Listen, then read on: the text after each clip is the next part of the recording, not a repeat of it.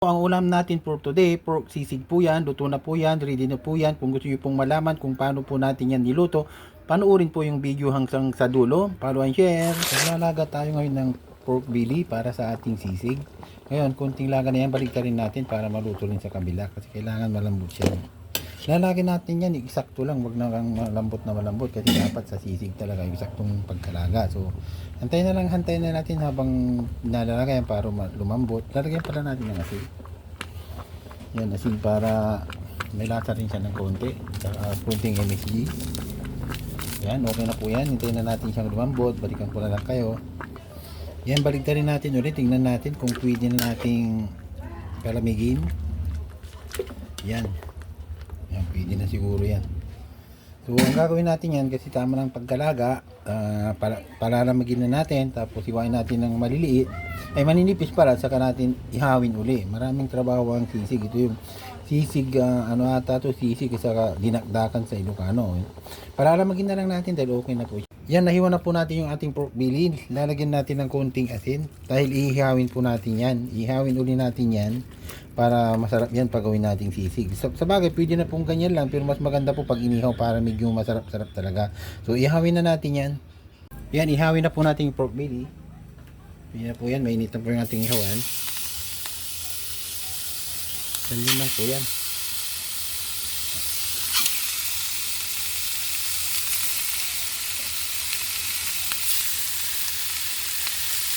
Kaya hindi natin masyadong tunugin yan. Ihawin lang natin ng konti para medyo masarap-sarap po siya. Ano yan lang po, sandali lang pong maluto yan. Sandali lang po yan. Hintayin na lang po natin. Para kailang minuto na rin, katignan natin kung pwede nang balik ka rin. Okay na po yan. Yan, okay na po. Ganyan lang po talaga yan. Hindi na natin po lulutuin mabuti yan. Kasi ang pag-ihaw na yan, para lang, sarap. Parang gusto ko na kainin. Pero, okay na to, pwede na sigurong kainin to, pero mission natin ngayon, sisig, kaya kailangan natin gawin sisig. Pero kung gutom ka na po, pwede na pong kainin yan, sarap na po yan. Sige, hintayin na po natin yung kabilang maluto bago natin iiwain mali. Yan, luto na po ang ating pork belly. So, kukunin natin yan, iiwain na po natin yan para gawing sisig. Sige po, lulutuin na po natin yan. Yan, luto na po ang ating inihaw na pork belly. Ito yan, ready to serve na po yan, ready to eat. Yan, dito po yung sausawan niya, ang sarap po yan. So, ano pang hinihintay natin? Tara, kain na po tayo, follow and share. Timplahan na po natin ating sisig. Ulalagay natin mayonnaise, maganda sana kasi dito kung may utak ng baboy, pero wala. So, ito na lang po, mayonnaise. Tapos, kunting paminta, kunting marami po.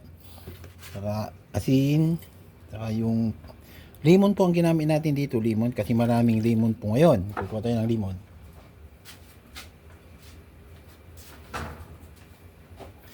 Ito po yung ginamit natin, lemon, masarap yan. Haluin na natin. Ganyan lang po yan, walang kaproblema yan. Ang maghirap lang dito yung mag-ihaw. Pero pag naihaw na po, kainan na yan. Isabay na natin yung tangdamakmak na sibuyas. Yan, dami. Magpapasarap talaga yan, sibuyas.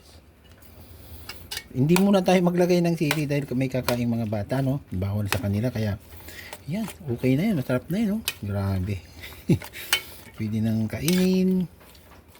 Ayan, ganyan lang po yan. Tapos na po yan. Wala nang arte yan. Basta asin lang sa konting At saka yung sili natin, ito, hindi na natin may ilalagay. Ilagay lang muna natin yan para makita nyo. Yung kakain na magugustong may sili, ihalo na, durugin na lang nila sa plato yan, see you na lang po, luto na po yung ating sisig, okay na po. So, like and share na lang po.